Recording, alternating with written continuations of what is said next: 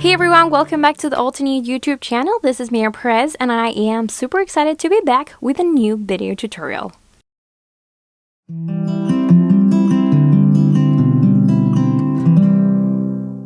Today we're celebrating the July 2020 Stencils, Enamel Lots, and Creative Cutouts release. We have a bunch of new products and a fun blog hub with tons of inspiration, so make sure to check out the link to our blog in the description box below and join us in our new release.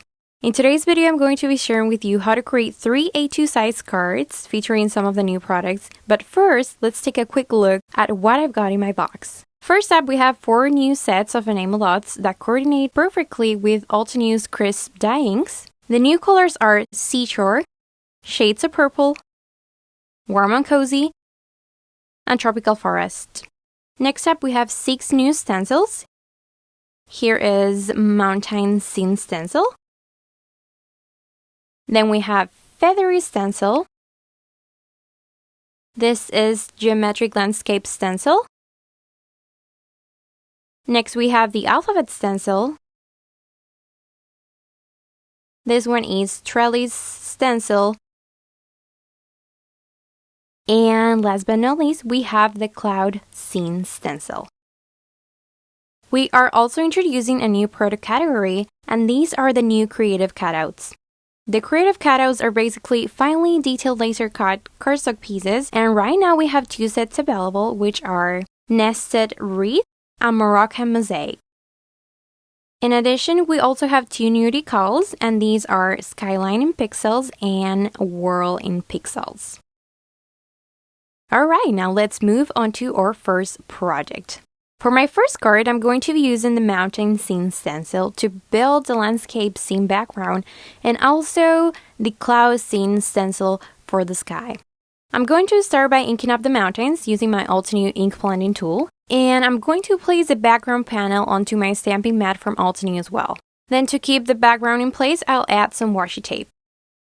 Since this is a builder stencil and has a bunch of different parts on it, I'm going to use post-it notes to cover all the other spots that I'm not going to be inking right now. Now for the mountains, I'm going to use butternut ink and pumpkin pie ink, which I will end up changing to dark chocolate ink to get a better contrast between both colors. Then for the trees, I'll use Forest Glades, and for the water, I'll use turquoise, Sea Breeze, and a little bit of Tide Blue ink as well.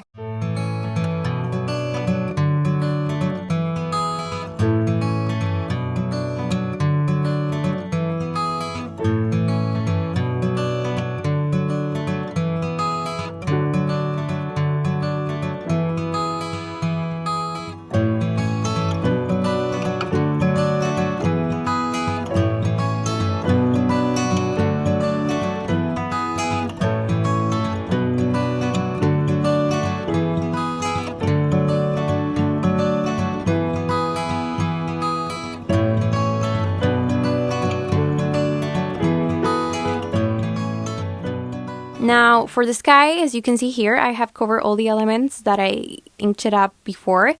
And this is because I don't want to accidentally mess up that part with some other ink.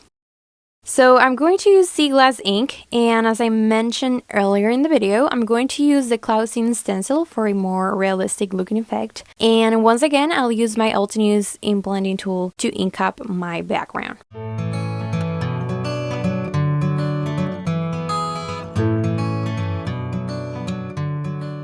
Okay, so out of camera, I sort of messed up the background I had just created. Here in camera, it's not very visible, but in person, you can definitely see it. I'm not sure how this happened because I covered all of the spots with post-it notes, but somehow I ended up with brown fingerprints on the sky. I tried to erase them with my Tombow sand eraser, but unfortunately, it didn't remove all of the ink, so I decided to start all over again and ink up another background, but this time without the mountains and trees. Obviously, I didn't want it to lose all of the work that I've done before, so I decided to fussy cut the mountains and trees from the previous background and use them on the new one. Now for the sentiment of my card, I'm going to use Have a Beautiful Day from the Fragile Foliage stamp set, which was just released a few days ago. I'll use my stamping platform and my Obsidian pigment ink to stamp the sentiment. Last but not least, to adhere the mountains and trees in place, I'll use foam squares.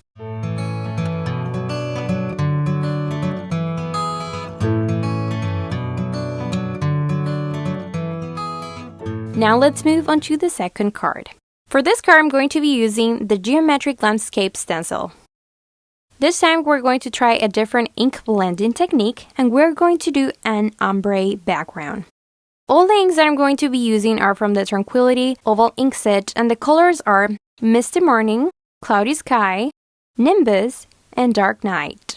To apply the ink, I'm going to use my Altenew ink blending tool once again, and I'm going to start with the lightest color first, which is Misty Morning, and then move towards the darker ones as I get closer to the bottom part of my panel. Since I decided to start with the lightest color first, there is no need to clean the ink blending tool in between colors because obviously all of the other colors are darker and are also from the same color family. For the sentiment of this card, I'm going to use a phrase that I really like from the Say It With Love stamp set that says, "Here is a wish for happiness and many dreams come true, not only on your special day, but always all life through." Now, to add some texture to the card, I'm going to add some metallic thread on the background and then adhere the sentiment over the thread using some foam adhesive to add even more dimension.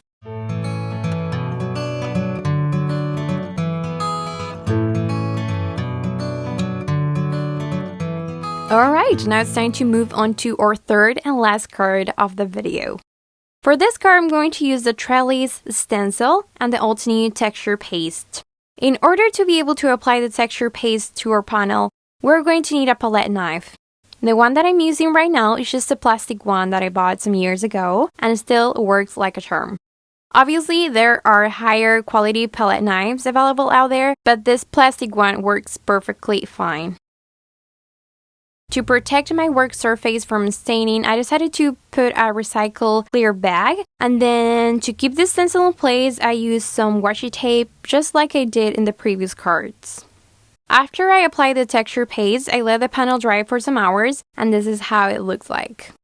Now, out of camera, I inked up this Wreaths from the Nested Wreaths Creative Cutouts with Forest Glades ink and my Altenew ink blending tool.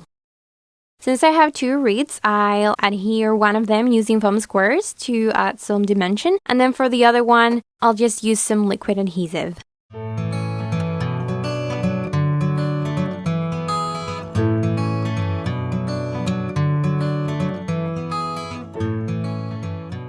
Finally, for the sentiment of my card, I'm going to use Hello from the Hello and Hugs die set and adhere it to my background using foam squares.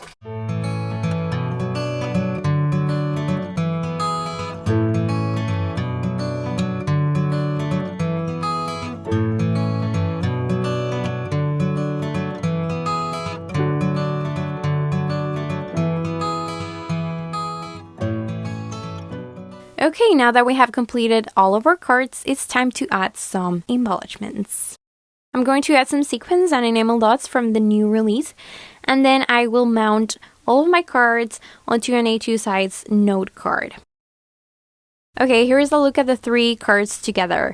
I think they ended up looking really good, and I also like the fact that in all of them we try different techniques, but at the same time using one type of product in common, which are the new stencils. Now, I want to hear your thoughts, so let me know in the comments below which one is your favorite.